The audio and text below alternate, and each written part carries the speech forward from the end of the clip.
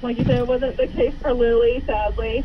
We spent 133 days in the hospital after her heart surgery.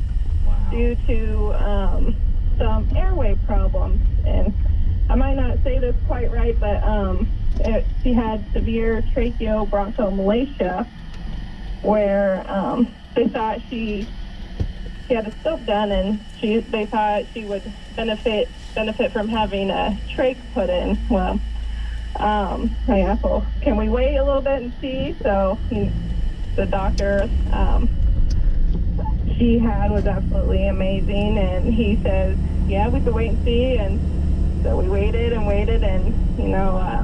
so blessed that after that 4.5 months in the hospital, he thought her airway looked like open enough because it was kind of collapsing every time she would breathe. He thought it looked good enough that she would be able to go home on oxygen, and so we're blessed to be home and only have oxygen. Yeah. So I guess, speaking of Lily's case, is this a rare incident, or is this pretty common to happen? I think it's kind of rare. I don't quote me on that because I don't. Yeah. I'm not for sure, but from my knowledge, it was rare. And so, just explain to us again, just so we're clear, exactly what that tracheotomy is. And I guess I can understand your reservations about not wanting to have Lily to have one. So, since her airway was collapsing so bad, they thought she needed that trach put in, so there would be like a hole in her neck to help her breathe and have a vent with it to push air. And with being out in the middle of nowhere where we live, it had me really worried, and so I did have reservations about it, and thankful we were able to wait and see, and glad she ended up not needing it. Well, living in a rural area on a farm, a poultry operation, and having a trach at such a young age, I'm guessing a high risk of infection was your concern. Yep, and then along with trying to find nursing care, because someone always has to, if she would have had to get a trach, someone would have needed to be awake with her at all times, so we would have had to try to find some nursing care for her as well. Gotcha. So you spent, was it over 130 days? You said 133? Yeah. Yep. Wow, so that makes the 22 days in the NICU just seem like nothing then, huh? So, I thought that was a long time, but 133 days, 4.5 months after her open heart surgery. Is that when the Lily Strong Initiative began? Yes, that's when it began.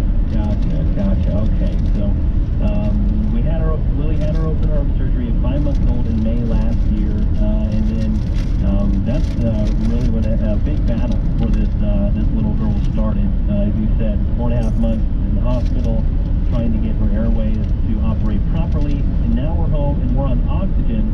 I guess, what are the hopes for this oxygen, Michaela?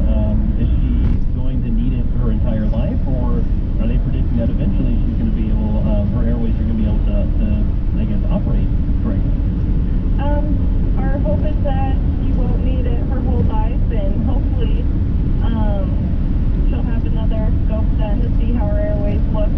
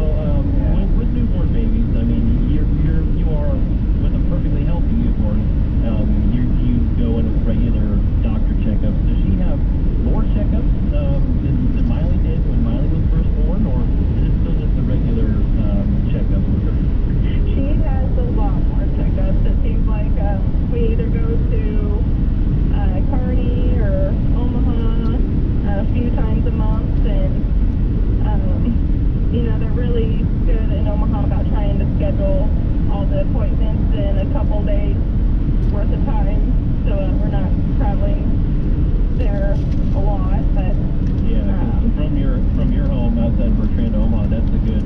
I'm saying at least 5-hour drive.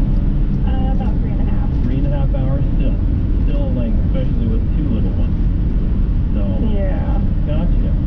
So when's her next checkup, and what are we hoping for next time we go see the doctor?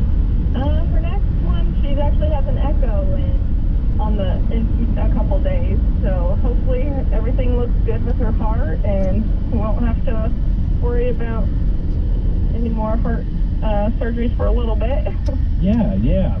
And we're here speaking with Michaela Holland. Her and her husband Jared are the parents of two beautiful girls. Miley turns 3 here soon, and Lily just turned 1 in December in 2020. And we're talking all about Lily. She was born with a rare heart condition, also been diagnosed with 22q deletion syndrome. Had issues after her first open heart surgery at 5 months old this last May, as Michaela alluded to. They stay in the hospital for over 130 days, having issues with her airways, but are now back home with both of their little girls as Jared continues to work the farm. They also have a poultry operation there outside of Bertrand, Nebraska. And I guess, Michaela, I know that her heart condition is rare, but you're not the only parents that have children and have issues with their hearts. So I guess for those of us that might be tuning in, who may be going through a similar situation, is there anything you want to leave with them, and last words or anything like that? Yeah, just for the other parents or people who know kids that have the heart condition, just know you're not alone. There's support out there. You reach out, and yeah, it's just, the support is one of the biggest things that helped me and my family get through all of Lily's hospital stays. So, And continue to support you as you go through them. Yes, yeah. So, if people wanted to, I guess, see some pictures of Lily and kind of follow along with her journey, I know you did start a little bit of a Facebook page. It's been a little while since you posted, but I can imagine you're pretty busy at home with Miley and Lily. So, if people wanted to follow along, just get on Facebook, look for, I believe it's Lily's 22q deletion syndrome journey or something like that. Or what did you name that exactly, Michaela? Yeah, I think it's Lily's 22q journey. Lily's 22q journey. So you can go ahead and search for that on Facebook. Give it a like and a follow. You can see some pictures of this beautiful family and this beautiful baby girl who continues to battle through her early days on this earth, and probably has been through a lot more battles than even some full-grown adults have at this point in her life, of just being over 1 year old. So, Michaela, thank you for coming on, opening up about your personal life with us, sharing us here on the front porch, raising awareness during this American Heart Month in February. I appreciate your time. Well, thank you. Thanks for letting me share Lily's story and about the congenital heart defects. And yes, thank you. For Michaela Holland and myself, Bryce Dolan, everyone, you're listening to On the Front Porch right here on KFRM 550 AM, the voice of the plains. You deserve a tractor that is perfect for virtually any chore or project. Enabled you guys to kind of persist through multiple changes, whether it was losing Mitchell early in the year, losing Kalichi, and now through what you guys are going to go through after losing Eric this week. Right, yeah. So, I think Coach Reed and Coach Heck have done a great job just throughout the season, throughout training camp, throwing guys in different scenarios, different situations, playing different positions throughout the week, just in case if a situation were to happen like that we would be ready for it, and that we'd be able to go out and do our job and be able to trust the guy next to us. So.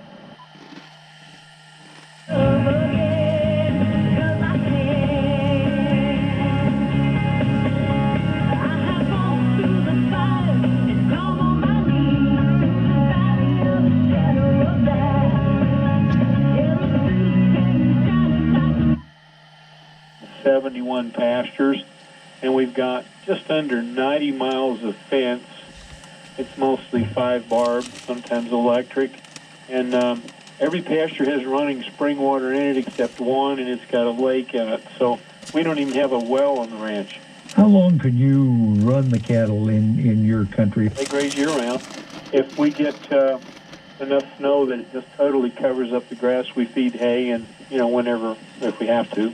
Barnesville, Ohio Longhorn breeder Daryl Dickinson. Thanks for joining us for today's Cattleman's Corner. Always great to have you folks along with us on the program.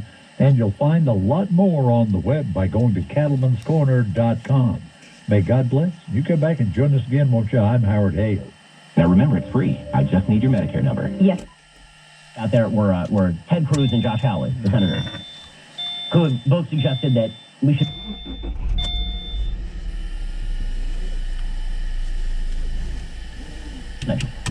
But that impeaching Trump at this point, he's already out of office. There's constitutional questions there. Or linking him directly via modes of incitement to the activity at the Capitol building, that the evidence isn't there for that. To compare those people to rapists, which is what she's doing right there. What? That's an ugly thing to do. It's a really, really ugly thing to do. Coming up, we'll get into one of the big problems for Democrats who keep talking about incitement and inflammatory language. Many Democrats have been using incitement and inflammatory language by their own standards here for quite a while. This is the Ben Shapiro Show. That's 1-800-684-3110. And now, Chief Counsel for the American Center for Law and Justice, Jay Sekulow. Hey everybody, welcome to the broadcast, and we do a breaking news. Not unexpected breaking news, but breaking news nonetheless. The House managers, the Democratic House managers for the impeachment have filed a 75-page brief with the United States Senate that they caption trial memorandum of the United States House of Representatives in the impeachment trial of President Donald J. Trump. It's interesting because in their article of impeachment, they refer to him as President Donald J. Trump. But in the actual trial, he's not the President of the United States. He's a former President of the United States, which I think will be part of what's going on here. But what's interesting in this is they say there is no January exception to the impeachment or any other provision of the Constitution. This is the argument that you're going to see play out at least initially, and that is the jurisdictional argument. And what the House managers are saying is, hey, look, the fact that we brought him in January doesn't disqualify this trial from going forward. The interesting thing there is, if they would have had the impeachment and the trial in January where the president was still in office, they're right. But they didn't do that. And, Jordan, that's the fundamental flaw here, constitutionally speaking. Yes, that's right. I read their brief when they try to tackle what the 45 Republican senators did when they said that we don't have jurisdiction here. And first they pointed to the fact that there was this case out of the 1800s with the Secretary of War. But what they don't tell you in that is ultimately that Secretary of War was acquitted by the U.S. Senate because 24 U.S. senators believed that even though he committed high crimes and misdemeanors, because he was no longer in office, that he could not be impeached. So they like to leave that part out. So the Senate precedent is actually against this when it comes to voting, and it's never been done to a former president. The second part I think they're very wrong on is they say, well, the founder said, remember, it's removal and then being barred from seeking office. But I don't think you get to be barred from seeking a future federal office if you're not removed while you're in office. So I think they read that wrong as well. Now, it's open to interpretation, but they go very strongly and say, no, it's absolutely this way, it's 100% this way, and yet the only precedent of a former cabinet official being impeached after they left office showed that the Senate acquitted them even when they believe they committed high crimes and misdemeanors because they believe they lacked jurisdiction. So, Stan, which brings to this question, I think, look, there's a brief. The President's team will file a brief next Monday. We're drafting a document right now that we're going to distribute that is going to lay out what we believe is the correct constitutional analysis that should be rendered in a situation like this.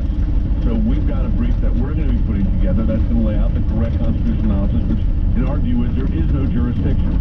Having said all of that, how are things shaping up there right now?